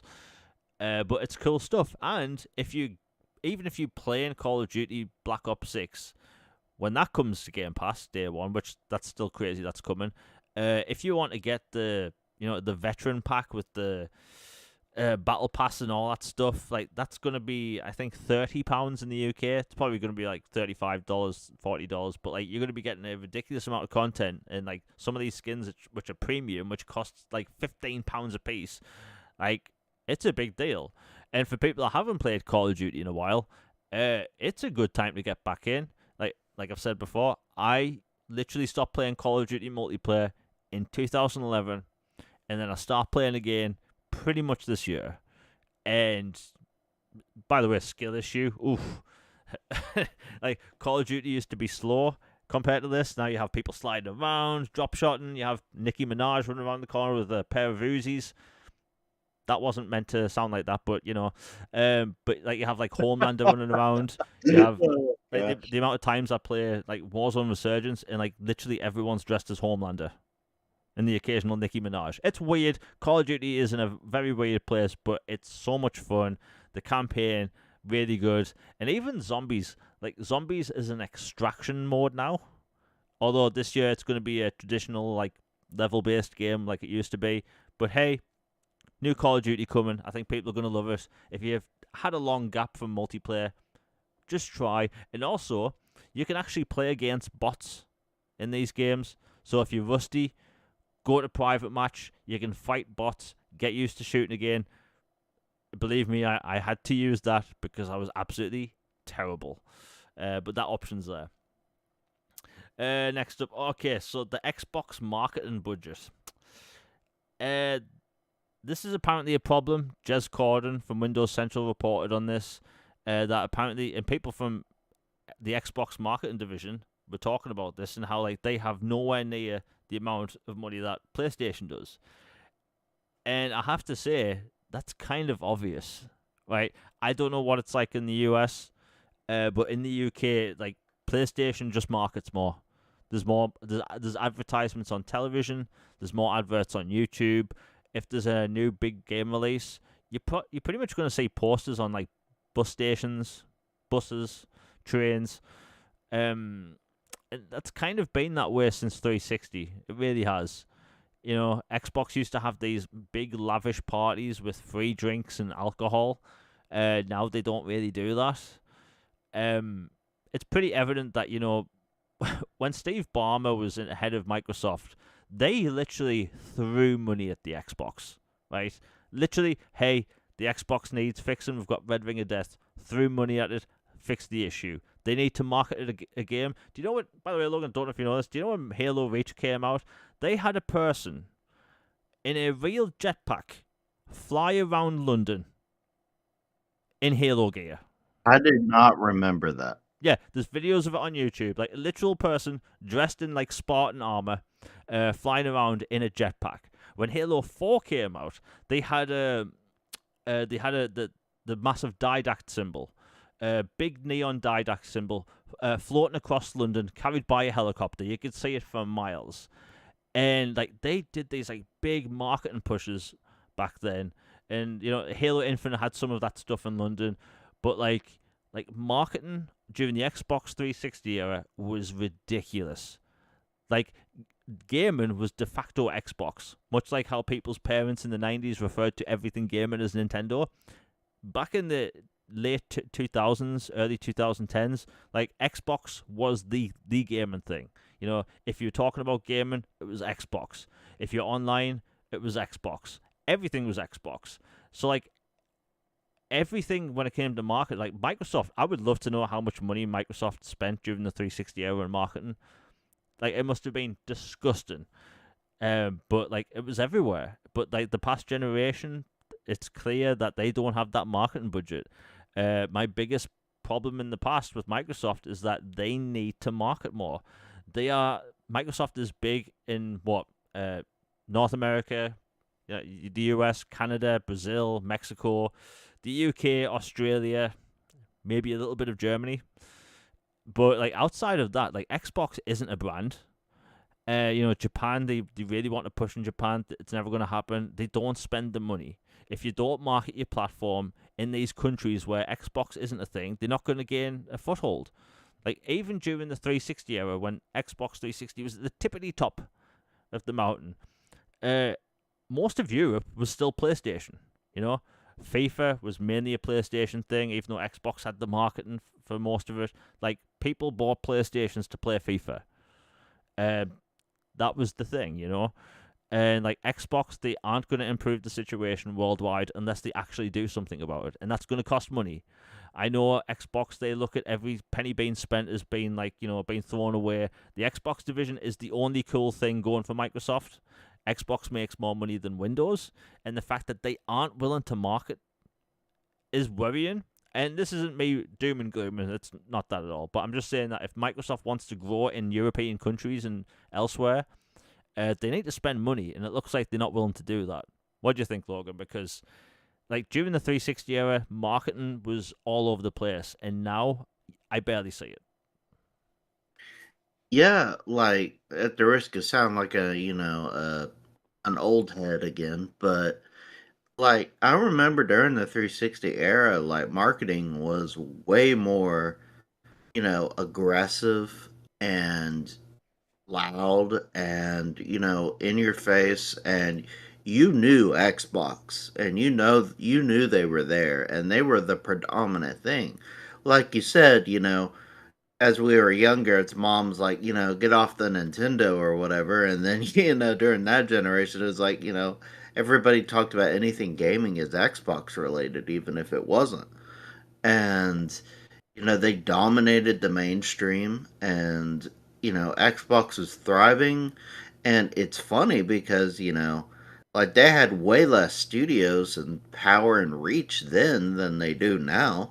but they were way better known then, which is just wild and doesn't seem to make logical sense. But yeah, I remember, tattoos of GTA 4 and then Super Bowl ads. Like, one of my favorite ads ever, trailers ever, was the Halo 3 Super Bowl commercial that introduced the bubble shield. Still one of my favorite trailers ever. I love that trailer. And like the Gears of War, Mad World, and all this other stuff. Like, honestly, like, I think it was a ballsy move for the Microsoft, for the marketing guy, to say, yeah, we just don't have the budget, or we just don't have this, and that's okay. We just gotta adapt. And he's right. I mean, it's been clear that for whatever reason, either financially or strategy wise, they just haven't been pumping as much into that. If if that means it's just a no win scenario for them, I hope not. But it's very odd, and I really wish they need to get Xbox in front of the people more, and Game Pass in particular, because like you or I can tell, someone who's not invested in Xbox about Game Pass or all these, games that are coming, or studios and stuff, and they'll be like, "That's incredible! I didn't know about this." And I'm like, "Yeah, that's the problem." So it's their message delivery more than anything that needs help. Yeah, I mean, last time I was with my mates at the pub, like I had to explain to a few of them that Game Pass is a thing and how it works. Like they didn't know what Game Pass was, and that's a problem. Xbox is, they've got a decent foothold kind of in the UK. They're a big brand still, and the fact that people just don't know about Game Pass, and Game Pass is the pretty much the factor that pushes Xbox now. You know, um, and like you were saying, like early during the most of the 360 generation, they had next to no studios, handful of studios at best, and they were like the biggest gaming brand on the planet. Like that's crazy, and I think like they need to stop the penny pinching. I'm gonna mess that saying up every single time, but they need to stop that because like it's crystal clear. Like PlayStation, PlayStation is pretty much holding up Sony outside of like their cinema business and all the insurance stuff. But like Sony, just they throw money at marketing. Like, but Microsoft, they don't. Nintendo does this sort of like I want to call it guerrilla marketing. Uh, but like Microsoft, they're just nowhere to be seen. And I've just been looking, and this is going to be one of the reasons why we aren't going to see more Xbox games at future uh, Jeff Keighley showcases. Right, so the Jeff Keighley Gamescom Opening Night Live. I have the prices here. Fun fact. So if you want these are unbelievable numbers. So if you want 30 seconds at at Gamescom Opening Night Live by Jeff Keighley, it's $62,500 for 30 seconds. Now, what I just said, that's for the pre-show, right?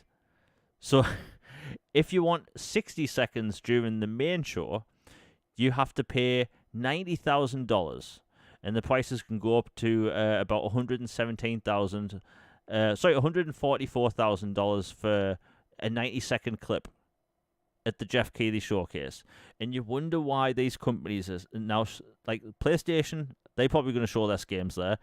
Microsoft, they definitely not going to show any games. Like, why show games off that you making yourself at somebody else's showcase, and you have to pay upwards of $144,000 for 90 seconds of airtime? And that's not guaranteed when that'll show. Will it air straight after a trailer? We don't know. Or sponsorship where less people are paying attention. Microsoft, they're going to spend money less at these things. I'd be shocked if we see any Xbox games during Gamescom Opening Night Live, although they do have a presence at Gamescom, so we're still going to see stuff from Xbox. But like, Logan, what do you think of those prices I told you? Because like Microsoft, they want to spend less on these well, just market in general, and you have Jeff Keighley charging this amount for literally 30 to 90 seconds of airtime. Yeah, that is just like it. That's bat crazy numbers, and just for that little of screen time, I mean, like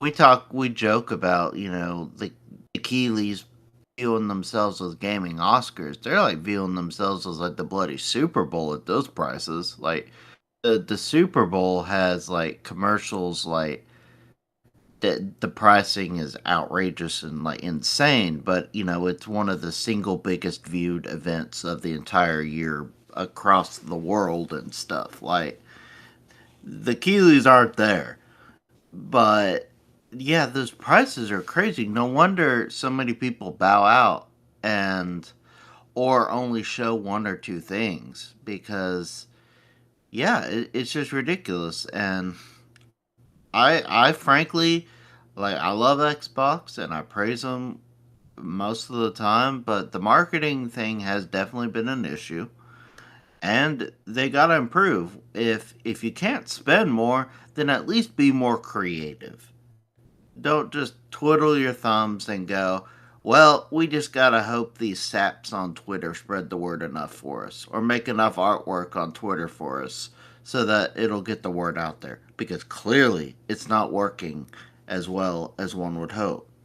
The fact that, layperson at a grocery store or a game store or whatever doesn't know what Game Pass is, or isn't familiar with it, or doesn't know a console can play 4 generations of games, or doesn't know it can do XYZ whatever. It's an information delivery problem, and they have to deal with it.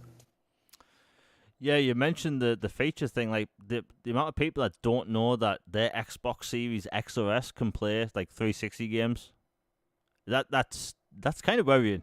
Like, one of your big features, which is like they do better than anyone else on console, and people just don't know. And like the Xbox Series X, it's a powerful console. It's capable of so much. Like, I love the fact that I can throw in my original like KOTOR disc, and it works magically, right? And I get upscaled resolution, all that stuff. And like, if you pick up the box that a Series X comes in, it doesn't say anything like that. It just mentions 8K HDR, 120 frames. It's like, that stuff's cool and all, but like, do you know every time like Call of Duty is on sale, the old games, or like when they fixed the servers last year for the 360 titles, like Black Ops 360 was trending in the UK at like 2 in the morning. People loved the fact that they could play these games. And a lot of people were replying to me saying, hey, I didn't know I could play Black Ops on my new Xbox. Like, that's crazy. And it's like, market better. I don't mean to sound like I'm like having a go and like complaining about Xbox, because I can't stand it when people do that constantly. But it's just like, if they fix their marketing situation, more people would buy the consoles. Then there'd be more games, more money going to the service, a nice little loop-de-loop. But yeah, it's something Microsoft need to improve upon. Hopefully, the reaction to that article maybe stirred something in Microsoft a little bit. Because again, Yeah, lit a fire under them, hopefully. yeah, like, they've got the games coming, they've got the hardware. Personally, I do not think Microsoft need to do a pro console. In fact, I don't think Sony needs to either. I think it's a pointless time to do such hardware. So like, they have games coming, they have the service like working well, and it's like, all they have to do is tell people what they're about. Put Call of Duty in Game Pass trailers. Let people know that the new Doom game is also going to be in Game Pass. Get people excited. Indiana Jones coming to game. Like, they have a roadmap, right? Xbox has a roadmap, and they should be shouting it from the rooftops, right? They should be coming out saying, hey, look, we have Indiana Jones, Avowed, Flight Simulator 2024, Towerborn, Age of Mythology Retold, Call of Duty Black Ops 6, all launching in Game Pass in the next few months. That's crazy. And I think that Microsoft, they just need to talk more. I always complain about Phil Spencer speaking too much, but in this essence, they just need to tell people what their bloody console and service can do. If If you go back 15 years ago, they had next to no first-party games coming out, yet they're at the top of the world. Like, how does that work?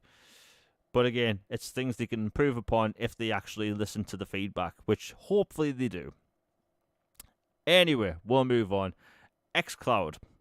So XCloud, I've been using it occasionally on my phone. It works really well. I've been using Forza Motorsport 5. Sorry, Forza Horizon 5, and I used to play Fortnite last year, mainly for the Microsoft Award points. But XCloud performs well. And it came out also by Jez Corden from Windows Central that they may be looking into doing an XCloud only version of an XCloud tier of Game Pass. Now, normally I'm against subscription services having a lot of different tiers. You know, I think that the 3 at the minute for console is enough. But it got me thinking, like, it kind of makes sense if you think about it for the console. Sorry, for the streaming only Game Pass, because the people that are buying like streaming sticks, such as Amazon Fire TV, they aren't the quote unquote core gamers. You know, most of them anyway. Like, the concept of buying a $500 box to play video games is alien to them. So now these people can literally go out, spend $50 or something on an Amazon Fire TV stick, and subscribe to Game Pass, and they can play video games. That is bloody awesome, and I wish that was available when I was a kid, because that's hundreds of games right there.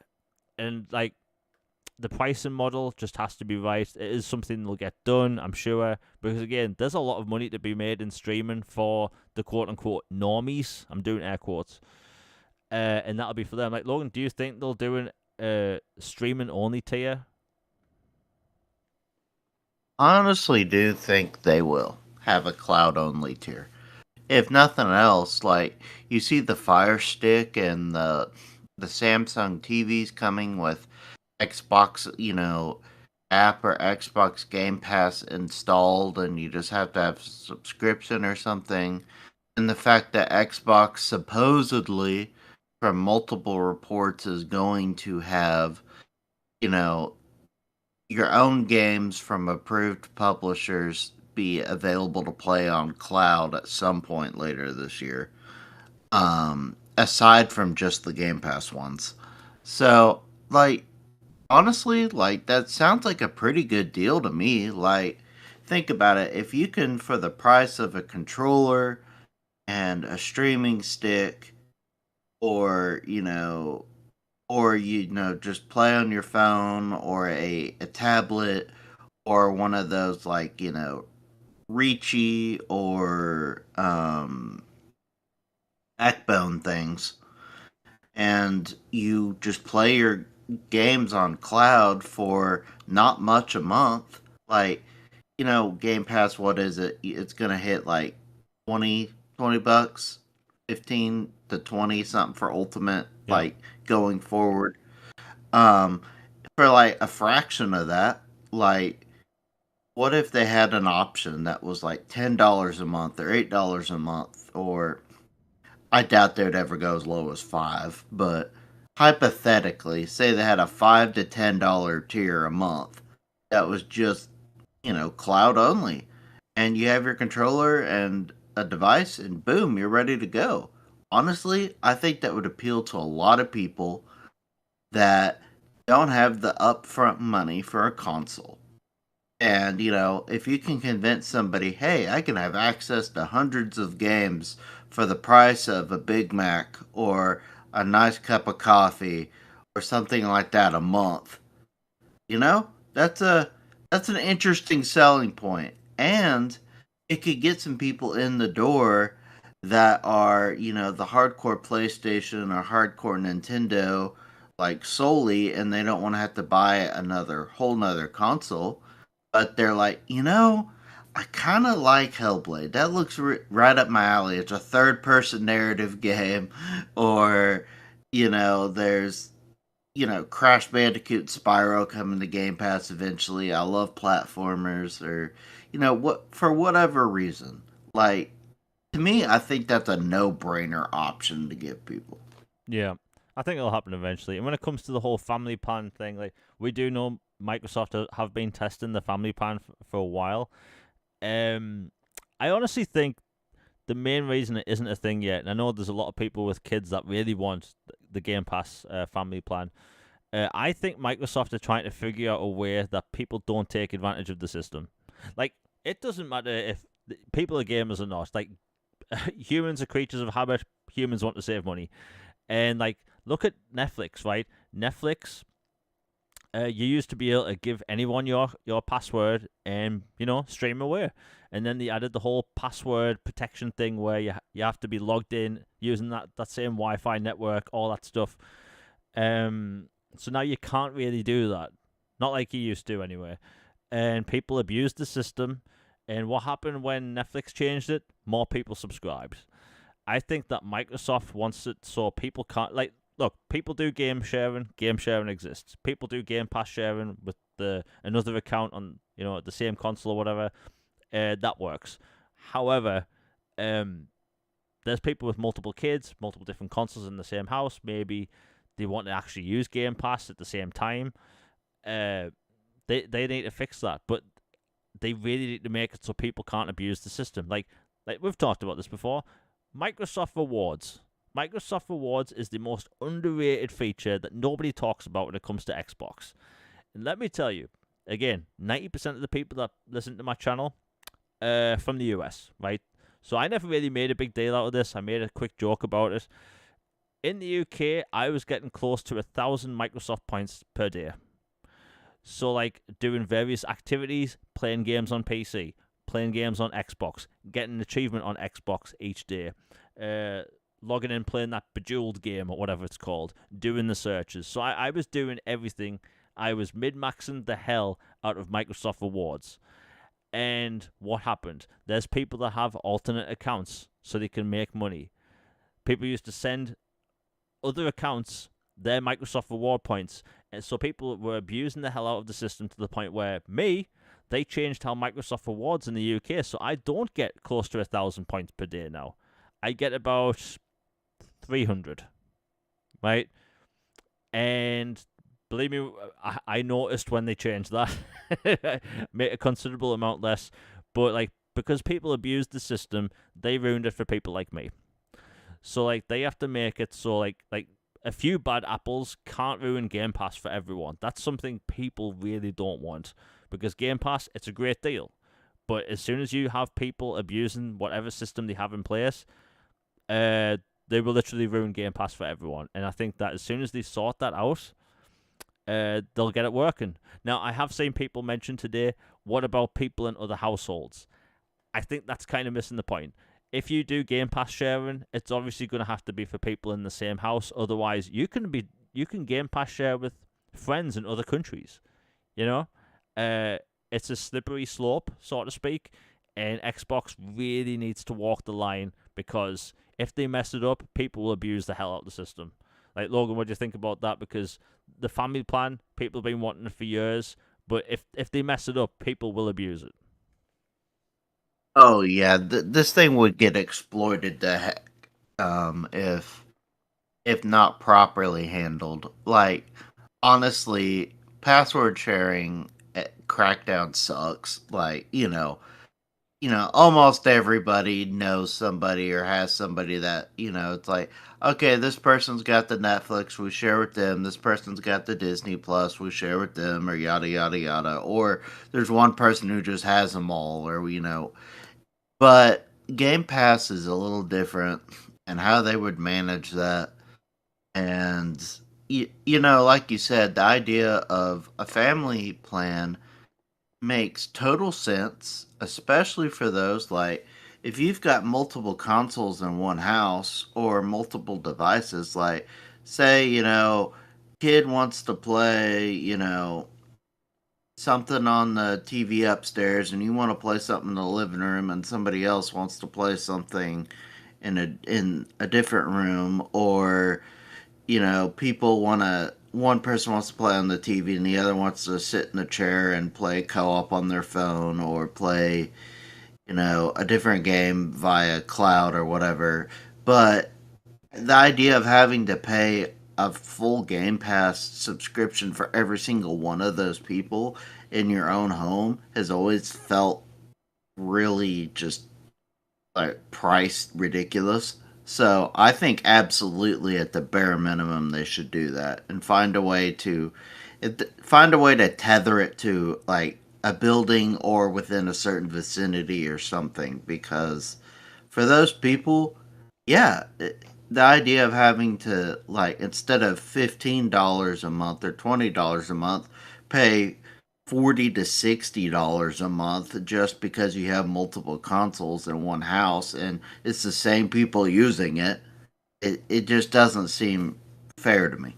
Yeah.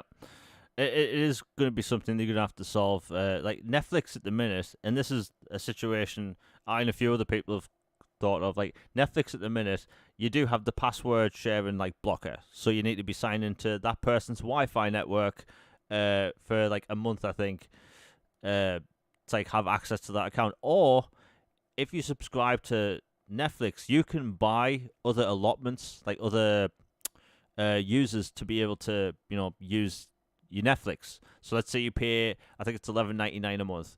If you pay an extra £5 per account, those people can watch Netflix. I think that is the best thing Microsoft can do for it, because then you won't be having people taking advantage of the system. The right amount of money will be being paid.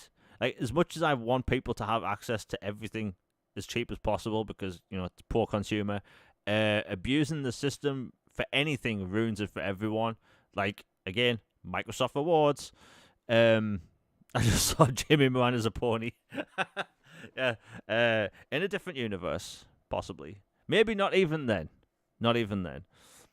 It's not sustainable, Jamie. Yeah, it's not sustainable. Xbox has no games. Just pretend I'm wearing a horse mask or something. Fun fact, in 2010 when I finally moved to iPhones, I was literally this close to getting a PlayStation phone instead. I was thinking, good choice. You yeah, did. because that was my first iPhone, and I was thinking, well, I have an option between two main phones with my contract. I can get this iPhone 4, I think it was the iPhone 4, or I can get this PlayStation 4 that would play video games. Well, they didn't have any PlayStation phones in, so I went iPhone. Thankfully, I made the correct choice, and now I own iPhones. I use iPhones, but yeah, that's as much of a PlayStation fanboy I am, or pony. But thanks for that. But yeah, when it comes to the whole like Game Pass thing, they just need to not mess it up. I know it takes a lot for these like services to work out, financially and all that stuff. But like again, there's so many different like think about how many people would still be sharing their Netflix password if it wasn't abused. It was abused way too much. Like, so I know of certain households that literally like had like 8 different households using the same bloody password.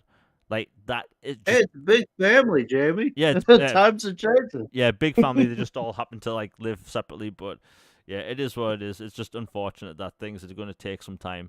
So basically, long story short, Microsoft needs to market more and actually tell people about their services and games. But look, we'll talk about roadmaps all the time, and Game Pass and all that stuff, but like Xbox for the first time ever really has like the biggest lineup ever.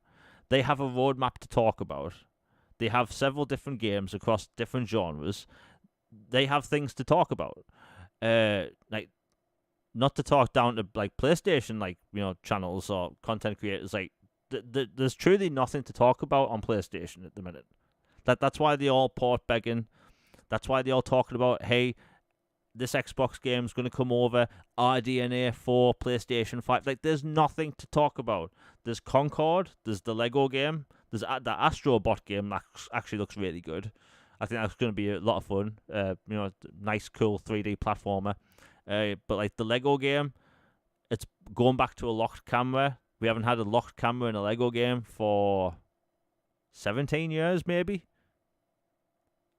Maybe 15 years. But, like, anyway, like, there's things to talk about on Xbox at the minute, Game Pass stuff. It's exciting. Anyway, Logan, have you got anything to talk about before we close out the show? One last little news bit would be we spent years talking about it and we thought it was wrapped up, but the good old FTC is shaking their fist again about the Activision thing, and the appeals process is still going. It should wrap up before too long. Like they generally, like you at least get a ruling on the first appeal or whatever before too long. So, but they filed like an amended like thing to their original complaint and their appeal, and they're like, see, they did raise the Game Pass price when they said they wouldn't, or they eliminated this and made it a degraded product and this or that, and so they've been in the news again, saber rattling. Xbox, of course, said that no, that's not accurate. You're misleading and spinning quotes and things that aren't accurate. And the layoffs were already planned from Activision before we got them. And the Game Pass thing is completely different products. And, one didn't include this type of game before. And now we're adding Call of Duty to it and all the Activision games. The price wasn't because of, Activision, it's because of changing climate and all this other stuff. But it's at least worth noting that they're popping up again and making noise, and this deal just will not die. It just keeps going, and hopefully sooner than later it is completely resolved. Yeah, all that stuff will just needs to go away. If I hear FTC one more time, my bloody mind's gonna explode. Like we talked about the FTC for what, a year and a half, like the FTC, ABK, like, oh, stop it, stop talking about letters. CMA. CMA, Yeah. like all that stuff. I got tired really quick. And another thing, right before the next episode of All Things Xbox podcast on Tuesday, the Xbox 360 store closes on the console. So it's going to be your last week to buy whatever games you want. I've been doing price checking. There are games, I'm not even kidding, that cost 44p in the UK. That's probably around 80 cents. Like, there's some really good deals right now. So if you have an Xbox 360 console hooked up, have a look. Again, cat's out of the bag. So there's a video I've been working on for the past month. It comes out tomorrow. Games that are still available on Xbox that you should pay attention to and maybe buy. Again, it's a project I've been working on for a little over a month now. That's out tomorrow. Hopefully YouTube does its thing and has it out there, shared out. But again, that's going to be out tomorrow. Xbox 360, there's so many amazing games that are still on that console. It really is. And there's some really technical, impressive games that are still available on the Xbox 360. I'll mention one right now, bit of a spoiler. Alien Rage. That game shouldn't be able to run on a 360. Yet it does. And it costs about £1.20 in the UK. So if you have some money and you have a 360, seriously, check out the Xbox 360 store on console before it closes next week. You're still going to be able to re-download the games you've purchased and DLC. Those updates will still be live if you want to play those games on 360. The Xbox 360 store on the Xbox One and Series X, my God, the naming conventions will never end. You're still going to be able to buy those games that are backwards compatible. Now, that's it for today's video and podcast. Again, new video goes live tomorrow. We'll be back again next week. Everyone in chat has been amazing once again. We'll be back. Anyway, all that stuff. It's been a long day. We're out, everybody. Peace. And we're done.